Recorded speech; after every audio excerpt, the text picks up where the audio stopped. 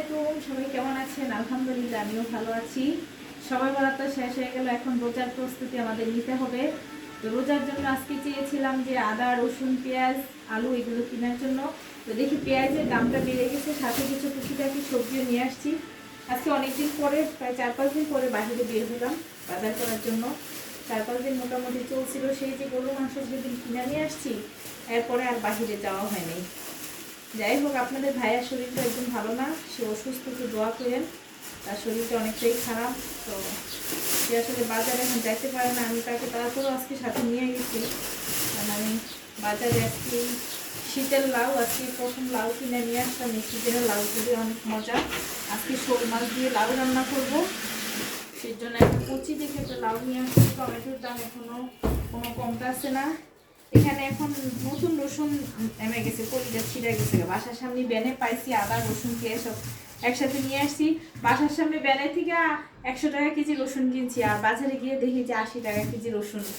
আর বাসার সামনে আদা কিনছি 150 টাকা করে, বাজারে গিয়ে দেখি 130 টাকা। যাই হোক, বাসার সামনে দিয়ে কিনছি, লোকটা আবার আমার 4 তলা উঠাই দিয়ে গেছে। সেজন্য আর টাকাটা বড় কথা না, আমার যা একটু বাঁচছি, কষ্ট করে উপরে আমার উঠাইতে কষ্ট হইতো।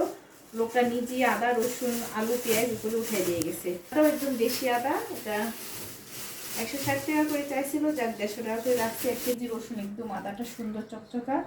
এটা কিভাবে, এটা খোসা ফেলে তারপরে কেটে ব্লেন্ডারে ব্লেন্ড করে নিলে আমার প্রায় অনেকদিন চলে যাবে। আর এখানে এই যে পেঁয়াজের দাম বাইরে, পেঁয়াজের দাম ছিল 200 টাকা পাল্লা, এখন হয়ে গেছে 250 টাকা পাল্লা। এখানে 5 কেজি আনছি পেঁয়াজ, 5 কেজি পেঁয়াজে তো হবে না, না নিচেও হইলো 10 কেজি পেঁয়াজ লাগবে, 10-15-20 কেজিও চলে যাবে রোজার মাস। আর এখন কাঁচা পেঁয়াজ, এটার আয় কম, এটার বেশি লাগে। আর হইলো আলু, হইলো দাম কম, আলু 6 কেজি হইলো 100 টাকা, মানে রেখে রেখে বিক্রি করতেছে। যাই হোক, ব্যানের ছেলেটা আমার এগুলো সব বাসায় উঠাই দিয়ে গেছে।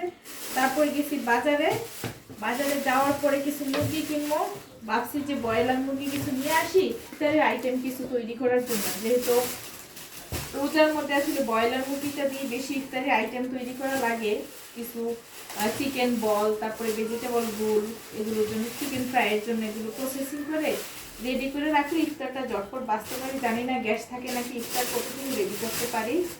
সেজন্য এখানে একটা মুরগি, যে ডিম পাড়া মুরগি নিয়ে আসছি, এটা দিয়ে খিচুড়ি রান্না করে খাবো। এটা নিয়ে আসছি লাস্ট শীতের একটা খিচুড়ি খাবো এটা দিয়ে।